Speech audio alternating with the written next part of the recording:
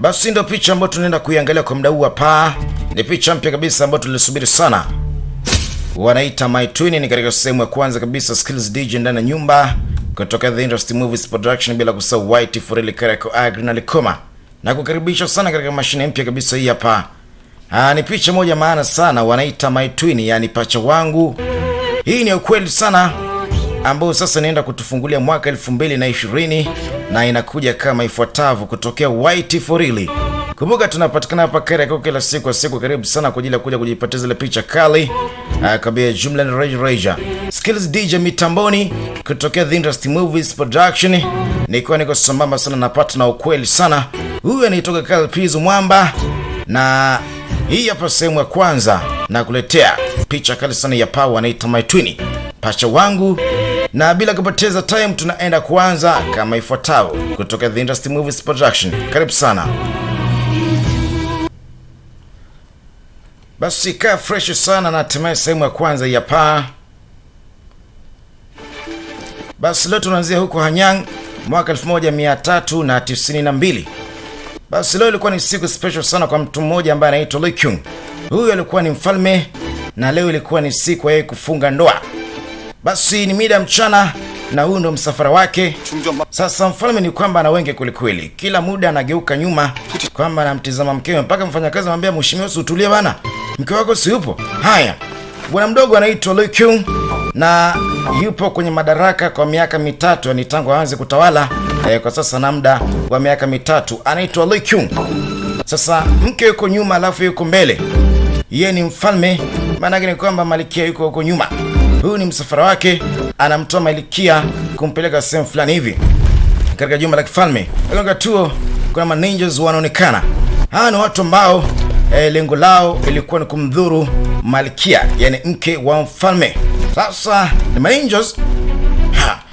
Maskini Mungu, pasipo mfalme kujua kwamba ni hatari kwa mke wake. Hawa shenzi ni kwamba lisheka target, lengo lao ni mke wa mfalme. Kwa nini? Tutafahamu tu.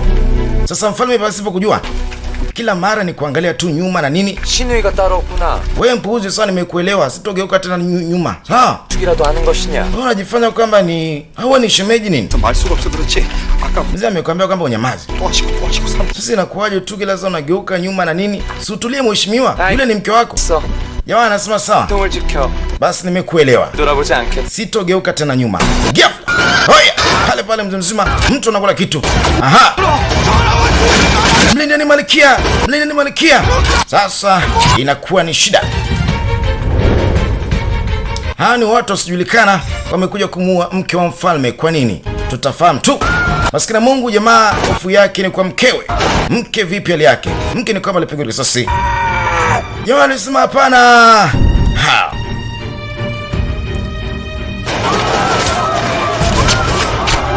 Sasa ilikuwa ni mtafutano. Hapa lazima ukimbie, ukibaki umekufa. Ukibahatika kukimbia ni kwamba umepona. Hichi ni kikosi ambacho hakifahamiki kwamba kimetokea wapi, na inavyoonekana kwamba ni kikosi ambacho kimetumwa na mtu fulani. Sasa mfalme uko salama. Jamaa macho ni kwa mkewe. Alisema ni Kia. Mke wake anaitwa ni Kia. Hapana mfalme usende. Ni hatari mfalme. Ni hatari. Jamaa hofu yake ni kwa mke. Ghafla pambe anakula kitu pale. I say, mwisho kabisa basi anakuja mshenzi huyu hapa, ni miongoni mwa hawa wauaji. Na mfalme anayekuwa target. I say, huyu naye pia anataka afe. Ni baada sasa kumuua mkewe, hatimaye ndo anafuata. Basi mshenzi alichango mayori. Sasa hiyo. Hoya, kilichotokea inasikitisha. Lipigwa risasi moja ya kichwa, risasi moja safi sana katika pembezoni mwa kichwa. Nani ambao basi kwa watuma vijana hawa? Ni kwa nini? Nini ambacho mfalme amekosea pamoja na mkewe? Tutafahamu. Na maskini Mungu, leo ilikuwa ni siku yake ya kufunga harusi. Maana yake ni kwamba alikuwa akimtoa huyu bibi harusi kwao na alikuwa akimpeleka katika jumba la kifalme. Ni mfalme ambaye mpaka sasa ametawala kwa miaka mitatu. Wewe unadhani kwamba nani ambaye basi yupo nyuma ya mambo haya? Tutafahamu. Jamaa alishindwa kufanya chochote. Basi tunaachana kule, tunakuja pona pili. Ni katika mida hiyo. Kuna binti mmoja ambaye tunamuona hapa. Huyu ni binti ambaye anaitwa Inbo. Ni binti ambaye hapa ni kwamba alikuwa akisubiria ujumbe. Kuna message hapa. Barua. basi anahitajika sehemu fulani ambayo inaitwa Gingpong, kwamba kuna emergency, dharura. Huyu ni binti ambaye anaitwa Inbo. Wakati huo wanakuja mabinti wengine. Nini ambacho unafanya hapo? Boss anahitaji kutuona, hebu njoo mara moja. Haya. Bwana, mji umechafuka, msiba umetokea. Hapa ni Anyang. Basi kina Mungu mfalme kapoteza maisha pamoja na mkewe. Waliofanya yale yote haijulikani kwamba ni nani. Basi mwisho kabisa binti ni kwamba alitoka. Askari wako kila kona. Upelelezi unafanyika, mageti yote ni kwamba anazingirwa na askari. Basi binti alikuwa anaenda sehemu ambapo alipoitwa, sehemu moja ambayo inaitwa Gingpong. Kuna mtu mmoja ambaye amemuita kwamba kuna emergency, tena ni kwa siri sana. Mwisho kabisa binti aliingia hapa. Huyu ndio mtu ambaye alimuita binti. Huyu anaitwa Wall. Basi binti aliingia. Anasema mfalme amekufa na askari wako kila kona wamezunguka ile mageti manne. 무슨 뜻인데? Ona maanisha nini? Anasema mimi nilikuwa nife tu kwa sababu yako. Yaani umenitia hapa ilikuwa nife. Haya. 7시부터는 Basi kuanzia kesho 바쁜 몸이다. jioni 는 무슨 뜻이냐? nitaenda kusafisha mwili wa mfalme. 중요해야 할 거란 뜻이다. Sasa lazima tujue. Ujamaa pamoja na binti ni watu ambao wanafahamiana na kwa sasa tangu wajuane wana muda wa miaka 3. Na hawa wanafanya kazi za siri. Maana yake ni kwamba hawa ni wapelelezi. Yaani kama una kazi yako ya kupelelezewa, basi unamtafuta ujamaa pamoja na binti alafu unakupelelezea kisha unawalipa pesa. Sasa lazima wajue nani alihusika na kumuua mfalme pamoja na mke wa mfalme. Nani ambaye basi amehusika na mambo yote. Sasa lazima wajue hili. Hizi taarifa kishazipata wataenda kumpelekea mama wa mfalme pamoja na bibi wa mfalme. Sasa silaha ambayo imefanyika kutumia mauaji ni bunduki. Na hizo bunduki inasemekana kwamba huenda zimetokea Marekani, lakini kwanza zimepitia China. Sasa huenda kuna mtu mmoja ambaye ameuza hizo bastola. Kuna mtu mmoja ambaye anaitwa Mr. Wang. Huyo Mr. Wang ni Mchina. Binti zama sasa mimi sikujua. Sasa binti akapata hofu sana kwa sababu yeye ndio mtu pekee ambaye alimshawishi huyo mtu ambaye anaitwa Mr. Wang kuuza bastola ndani ya Anyang. Sasa jamaa akamtishia binti kwamba itakuwa ni hatari kama ikifahamika. Huyo ndio mtu ambaye ulimshawishi yule Mr. Wang kuuza bastola. Wewe utakamatwa kwa sababu wewe ndio chanzo. Huyo Mr. Wang ni Mchina. Yeye anapatikana katika sehemu fulani. Na inavyoonekana kwamba wale majasusi aidha wale magaidi walipochukulia zile bastola ni kwa huyo mtu ambaye anaitwa Mr. Wang, kwa sababu ndio mtu peke yake ambaye anauza bastola pale na Anyang. Sasa yeye lazima tujue. Na nilikwambia kwamba uwe makini. Wewe ni mpuuzi sana. Unisikii? Vitu kama nyamaza. Kaa kimya. Kimya kabisa. Sasa kosa ni la binti. Kwa sababu kazi yake ilikuwa ni kutafuta information na yule Mr. Wang alimwambia kwamba mtafute information na namna ya kuuza bastola na binti akamshawishi kwamba binti ndio mtu ambaye alimshauri huyo bwana ambaye anaitwa Mr. Wang. Sasa nani yule ambaye anasababisha? 몰라. Binti anasema hata mimi sijui. Sijui kama inakuaje. 하나 친형날 벌어지. Lakini haya yote yametokea. 아마 이번 국 siku ambayo mfalme alikuwa akimpeleka mkewe katika jumba la kifalme. Bwana anasema labda 간택에서 탈락한 감. ni zile familia ambazo hazikubahatika binti zao basi kuolewa na mfalme. Sasa kuna mtu mmoja ambaye anaitwa Kim Manchan. Huyu Kim Manchan na binti yake. Binti yake pia alikuwa ameteuliwa katika namna fulani ya kuolewa na mfalme, lakini kwa bahati mbaya basi akawa amefeli. Inavyoonekana kwamba kuna mabinti kadhaa kutoka katika familia tofauti ambao waliteuliwa kuolewa na mfalme, kwamba mfalme alikuwa akichagua mabinti kutoka katika familia tofauti. Sasa kuna mabinti ambao kupata nafasi ya kuolewa na mfalme. Kwa sasa jamaa na wasiwasi huenda hao mabinti wazazi wao wamefanya kulipiza kisasi kwa malkia. Kuna mtu mmoja ambaye anaitwa Jong Gyong. Huyu ni binti yake anaitwa Yongji. Sasa akapata mashaka. Usikute labda hizo familia ambazo mabinti zao wamekosa nafasi ya kuolewa na mfalme huenda wameamua kulipiza kisasi kwa malkia. Kwa sababu malkia alikuwa ni mtu ambaye amepata nafasi ya kuchaguliwa na mfalme. Maana yake ni kwamba mpaka mfalme amefikia hatua kufunga ndoa, inavyoonekana kwamba kulikuwa na mabinti wengi ambao walikuwa wakishindanishwa na mwisho kabisa mfalme akawa amemchagua huyo malkia ambaye anaitwa Enki, ambaye kwa sasa huyo malkia ni marehemu. Kwa wale mabinti wengine wakawa wameweza kuachwa. Kwa hiyo hawa wana wasiwasi kwamba wenda wazazi wa hao mabinti wameamua kulipiza kisasi. Sasa ili kujua lazima umfuate Mr. Wang. Kwa wakawa na wasiwasi labda ni kisasi ambacho watu wameamua kufanya. Hapa sasa mji una msiba. Wewe unakuja unabadilisha mada. Nimekuuliza nini ambacho tutaenda kufanya? Sasa hapa ni Anyang, mji mkuu kabisa. Maskini Mungu kuna msiba. Basi ile risasi ni kwamba ilitolewa kwenye kichwa cha mfalme. Mfalme kwa sasa ni marehemu, ni mtu ambaye alipoteza maisha kuacha hata mtoto, kwa hiyo lazima patikane mfalme mpya kwa sababu Usi hayupo. Mfalme ni mtu ambaye alikuwa na bibi pamoja na mama. Hapa sasa tunamuona bibi wa mfalme pamoja na mama wa mfalme. Mfalme ndio hivyo kapoteza maisha. Basi dokta 마지막으로 anasema kama jinsi unavyoona mheshimiwa, hicho ndio kitambaa ambacho nimesafishia uso wa mfalme. Bibi alisema nipatie. 그 유일한 증 Huyu ndo bibi. Anasema nahitaji ushahidi. 보관. Nahitaji unipatie hicho kitambaa nikishike mwenyewe. Basi dokta alimkabidhi bibi wa mfalme kitambaa hicho. Hapo ni kitambaa ambacho kimsafishiwa uso wa mjukuu. Mama analia, maskini Mungu kashampoteza mtoto. Sasa kwa sasa nchi haina mfalme, na mfalme alikuwa hana hata mtoto. Nani ambaye atarithi? Yo. Lazima Yeah. apatikane ndugu ambaye alikuwa Bukai. anatoka katika ukoo wa kifalme ili arithi, edha ili atawale nchi. 멘토로 Basi bibi alitoa maagizo 메셔주게. kwa huyu hapa ambaye ni kama mtabiri fulani kwamba ibada ifanyike, 오늘 ibada ya kumsindikiza mfalme huko aendapo huko mbinguni. 문화들을 준비해 놓아. Mwanamke alisema sawa, tutaandaa mazingira na ibada itafanyika, ibada ya kumwombea mfalme huko aendapo. 마마, Mheshimiwa, 좌회장 조은견 대감관. basi Jo Hengyong anahitaji kukuona, yuko pamoja na General Baek Jongyong. 왕께 후사가 Basi bibi wa mfalme ni kwamba aliitwa 새로운 왕을 kwamba na ugeni. 집어넣는지 Hapa ni kwamba alikuja mtu mmoja ambaye anaitwa Jong Hengyong. Huyu anahusika na mambo ya kusimamia mambo ya serikali, na huyo mwingine wa pembeni anahusika na mambo ya 제목으로는 합당. usalama wa raia. Sasa 하는 walikuja kumuuliza bibi wa mfalme kwamba nini ambacho kitafuata, kwa sababu sasa taifa lina mfalme. 작을 모두 아실라이지요. Huyu mzee ambaye anaongea hapa anaitwa 상이 대군에 Jong Hengyong, 게 없어 ambaye inasemekana kwamba binti yake alikosa nafasi ya kuolewa na mfalme, na yule jamaa ambaye anaitwa Wall ana wasiwasi kwamba huenda huyo mzee ndio kasababisha kifo cha malkia, kwa sababu binti yake alikosa nafasi ya kuolewa na mfalme. 한다면 큰 어려움은 없을 겁니다. Taifa litabaki likiwa ovyo. 이번엔 어찌 이리 한 마음이 되셨습니까? Bibi anasema sasa tutakubalianaje? 난 의미가 아닐런지 Bwana anasema lazima maamuzi yafanyike. 명을 내려주시. Utakaponipata mimi oda nitamleta. Kuna mtu mmoja ambaye ataletwa anaitwa 저 Lei Jewa. 말이요. Kwamba unamaanisha utaenda kumleta huyo Lei Jewa? Hawa wazee ni kwamba alishauri mtu huyo basi aletwe aje aongoze taifa.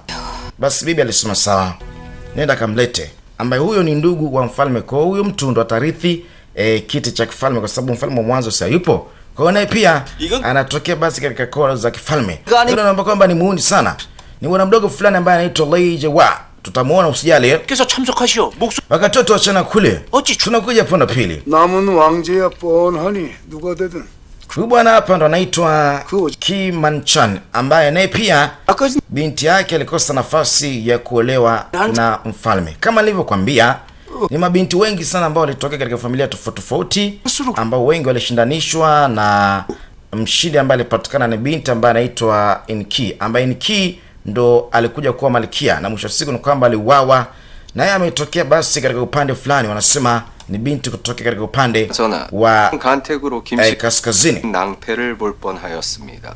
왕 Sasa 자리에 감히 남인 출신 계시 huyu anasema tuwezi kuruhusu binti kutokea kaskazini awe malkia. 는 또 얼마나 눈꼴 Lakini kumbuka, mfalme alikuwa ni mtu ambaye anampenda sana yule binti ambaye anaitwa Niki. 결탁까지 벌어졌겠지요. Kwa hiyo maana yake ni kwamba inavyoonekana hata yule malkia mpaka mwisho siku anakuja kufunga ndoa na mfalme, ni kwamba wengi hawakupenda, kwa sababu yeye alikuwa ametokea katika upande wa kusini, na wengi walikuwa hataki kwamba apatikane binti yote kutokea katika upande wa kusini.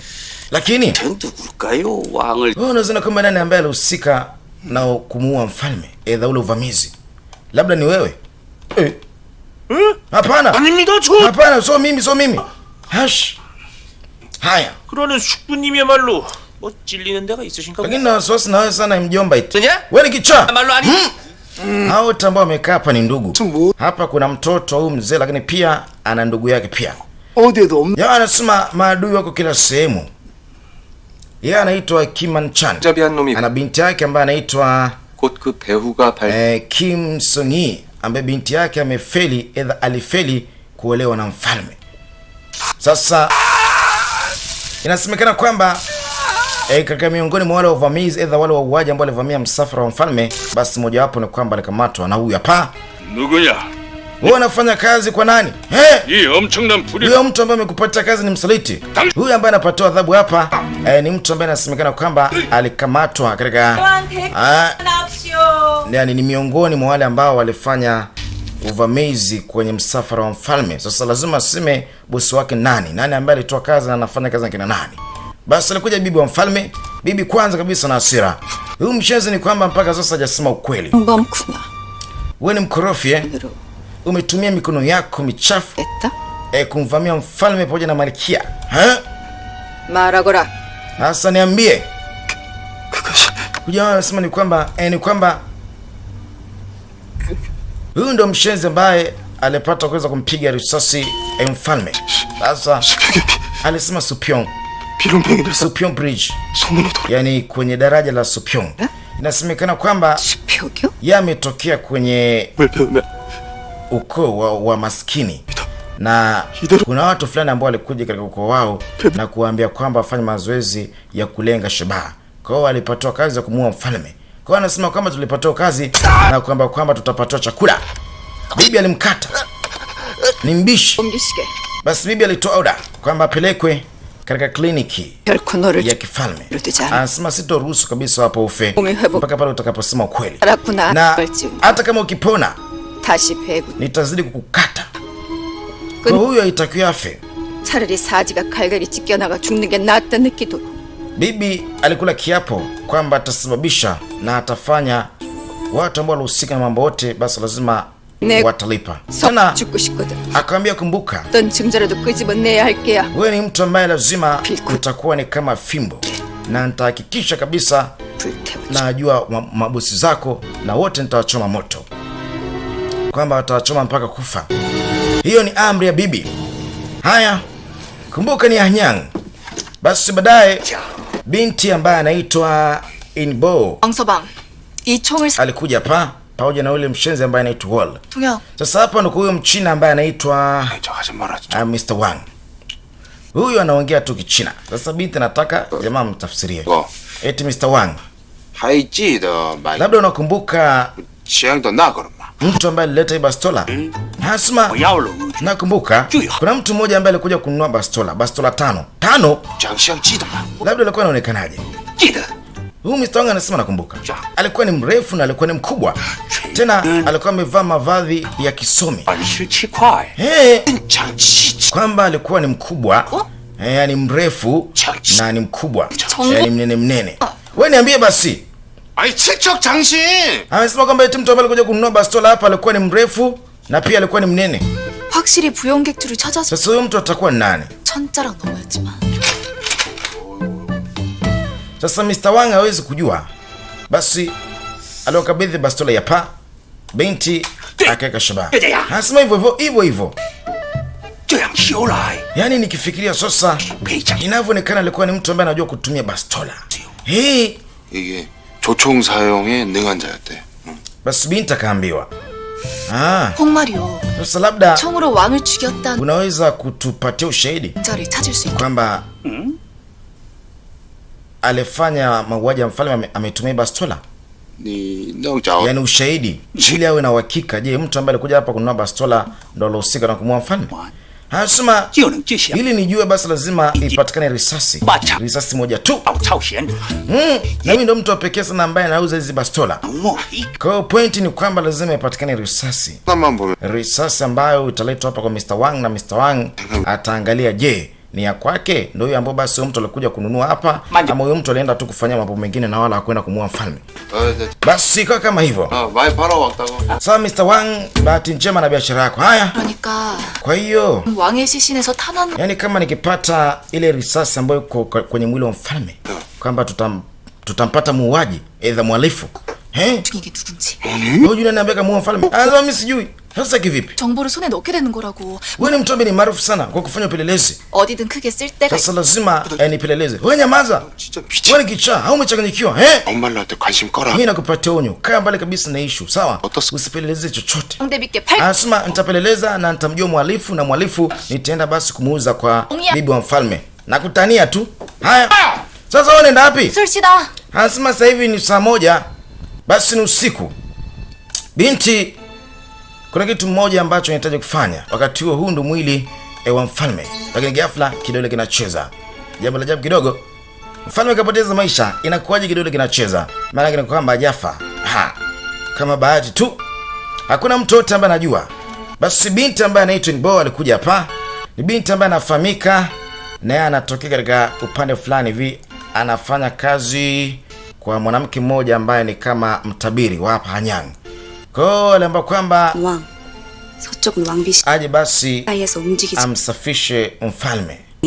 Unaona alipatoa maelekezo kwamba mwili wa mfalme uko mashariki na mwili wa malkia upo magharibi. Haya.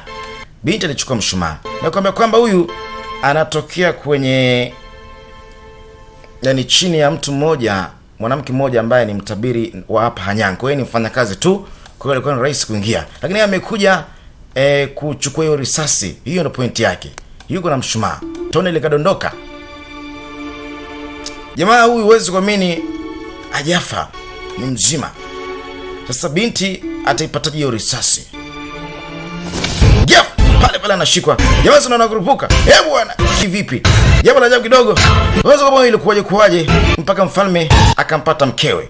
Basi turudishwe nyuma miezi 6 iliyopita kabla mambo yote kutokea, kabla mfalme kupigwa risasi kichwa. Ilikuwa hivi. Siku moja mfalme ambaye anaitwa Lekyung alikuwa yuko na mama yake pamoja na bibi. Na kuna kitu ambacho kilikuwa kinatakiwa kifanyike muda si mrefu. Ilikuwa ni katika maandalizi ya kumpata huyo malkia ambaye atakuwa mke wa jamaa. Ya sema mimi hapa ni mzuri. Inakuwaje unasema eti mimi na muonekano wa kizamani? Haya. Jamaa akajiandaa. Anasema muda si mrefu ni kwamba uchaguzi utafanyika. Nisikilize kwa makini. Kitu ambacho kinatakiwa kifanyike ni hivi. Inataka basi wapatikane mabinti kutokea kwenye familia tofauti tofauti, ambapo hao mabinti watashindanishwa na kuna zoezi fulani hivi ambalo watapatiwa na huyu bibi wa mfalme. Kama akijitokeza mmoja ambaye atafaulu huo mtihani ambao bibi wa mfalme atautoa, basi ni kwamba huyo ndo ambaye atapata bahati ya kuolewa na mfalme. Lakini jamaa yeye alikuwa na mwanamke ambaye anampenda sana. Na anaamini kwamba huyo mwanamke lazima atakuwepo katika hilo shindano. Hasima lazima nijue. Kwa hiyo ningependa nami pia nishiriki katika mashindano, aidha katika uchaguzi. Naye pia alitaka awepo. Ama labda mama, kuna mtu ambaye unamfahamu, mwanamke ambaye unajua kwamba ananifaa? Bibi akasema ni upuuzi. Hapana bibi. Mimi tangu nilikuwa mtoto mmenilea nyie. Na mpaka sasa basi nimekuja kuwa namna hii. Yote ni kwa sababu yenu. Haya. Kumbuka ni miezi 6 iliyopita. Jamaa alitoka pale. Akati akiwa na kijakazi wake ambaye anaitwa Wang, ambaye huyu ndiye episode ya kwanza alikuwa kumwambia mfalme kwamba tulia, usiangalie nyuma sijui na nini. Sasa jamaa yeye anaamini kwamba huyo mwanamke ambaye anampenda atakuja katika huo uchaguzi. Muda si mrefu ni kwamba uchaguzi utaenda kufanyika, yani mabinti wataenda kuchujwa, alafu mwisho siku watapatoa mtihani. Kwa hiyo katika miongoni mwa mabinti ambaye atapatikana, basi ni kwamba huyo ndo mtu ambaye ataolewa na mfalme. Kwa hiyo inavyoonekana kwamba mpaka mwisho siku huo uchaguzi unafanyika, alipatikana binti mmoja tu ambaye binti ndo alikuja kuolewa na mfalme. Sasa ni kabla ilikuwaje? Tune sambamba. Mfalme anasema anaamini kwamba huyu mwanamke kwa sasa amekuwa mrembo sana. Basi toka tu maandalizi yalifanyika. Ni maandalizi ya uchaguzi. Ni mabinti wengi sana kutokea katika familia tofauti tofauti katika maeneo tofauti tofauti. Na jamaa aliomba kwamba awepo katika zoezi ile ya la uchaguzi. Wakati huo mabinti ni wengi walikuwa kiletwa. Sasa hapa lazima apatikane binti mmoja ambaye atakuwa ni mke wa mfalme, yani lazima apatikane malkia mmoja. Kwa hiyo kuna zoezi ambalo watapatiwa. Atakayeshinda basi ndo atapata nafasi ya kuolewa na mfalme. Mabinti ni wengi na katika miongoni mwa mabinti kuna mabinti wawili. Mmoja anatokea kwenye familia mtu mmoja ambaye anaitwa Kim Manchan pamoja na Yongji. Basi zoezi lilianza kufanyika. Huyu hapa anaitwa Yongji. Sasa na mawengi kulikweli. Lakini mfalme yuko na mwanamke mmoja ambaye anamtarajia kwamba lazima atakuja. Mama. Haya. Bibi anamfahamu binti hapa. Sasa binti ashamaliza, takuwa pishe. Ana mawengi, anaogopa kweli yani. Yeye anampenda sana mfalme. Basi anayefuata ni mtoto wa Kang In-so. Kang In-so ambaye ni msomi. Jamaa nakumbuka huyo mwanamke ambaye anampenda ni mwanamke ambaye alishakutana naye tangu totoni na alimuuliza kwamba wewe umetokea wapi? Binti akamwambia kwamba mimi ni mtoto Kang In-so. Kang In-so ni msomi fulani hivi ambaye ndiye babake na binti, na huyo binti ndio mfalme ambaye anamtarajia kwamba lazima atashinda. Basi ilikuwa ni zamu ya binti. Sasa tazama kwa makini, ambaye huyu ndo malkia ambaye baadaye alikuja kuuawa. Jamaa alisimama baada ya kumuona. Bibi alishtuka pamoja na mama mfalme. Wewe mfalme? Jamaa huyu ndiye ambaye anamtaka huyu binti ambaye anaitwa In-ki. 네가 궁금하구나. Sema na shangazo na wewe. Basi ndipo anapoona mwangalie. Sasa cha ajabu, huyu binti kafanana copyright kabisa na yule binti ambaye anaitwa In-bo, ambaye mwanzo mwa episode ya kwanza tuliona yule binti analetoa ujumbe na njiwa. Kuna kitu gani? Na watu ambao wamefanana. Tazama kwa makini zaidi. Basi mwisho kabisa zoezi linakamilika. Raundi ya kwanza inapita, hatimaye bado raundi ya pili, ambayo raundi ya pili ndo lazima atapatikana mshindi. Haya, vipi imekuaje? Umefanya vizuri? Lazima sijui. Basi kila mtu anaamini kwamba lazima atashinda. Binti ni huyu hapa ambaye anaitwa In-ki. Sema siamini mtu kama yule eti ndiye mfalme. Mtu korofi. 역시 이런 곳은 나와 어울리지. Yaani sehemu kama hii hapa mimi hainifai kabisa. Binti amepoteza urembo. Amedondosha kitu fulani hivi. Ikabidi arudi. Amedondosha kiurembo fulani. Nimekwambia kwamba usijali, tutafahamu kwamba inakuwaje huyu kafanana na yule binti ambaye anaitwa In-bo. Huenda ni mapacha, hatujui, ila ni mwanzo. Jamaa alimuuliza vipi unaendeleaje? Mfalme ni mtu ambaye anamfahamu huyu mwanamke tangu totoni. Anasema leo nitakuuliza maswali matatu na anataka unijibu. Ni maswali ambayo zamani sana haukufanikiwa kunijibu. Binti akamwambia sawa niulize. Mfalme akamuuliza swali la kwanza, unanikumbuka? Pili, mimi hapa nilipokuwa ni Crown Prince kabla kwa mfalme, basi nilikutana na wewe tukiwa watoto. Binti asema nisamee, ila sikukumbuki. Binti akumbuki. Akamwambia kumbe. Basi swali la pili hapa. Nilishakuulizaga. Wewe jina lako nani? 강가 은기라 하옵니다. Jina langu naitwa In-ki kutoka kwenye familia ya Kang. In-ki. In-ki. Ndo jina lako In-ki. Swali ambalo linafuata ni kwamba mimi najua swali kama ile hapa ni la kipuuzi kwa binti kama wewe, lakini kwa sababu mimi ni mfalme wa taifa hili, basi alimsogelea ili kumalizia swali lake. Ni mtu ambaye anamfahamu tangu totoni, lakini ninavyoonekana kama binti hamjui mtu huyu, ila jamaa anamjua mtu huyu. Alimsogelea. Ni rafiki yake tangu totoni.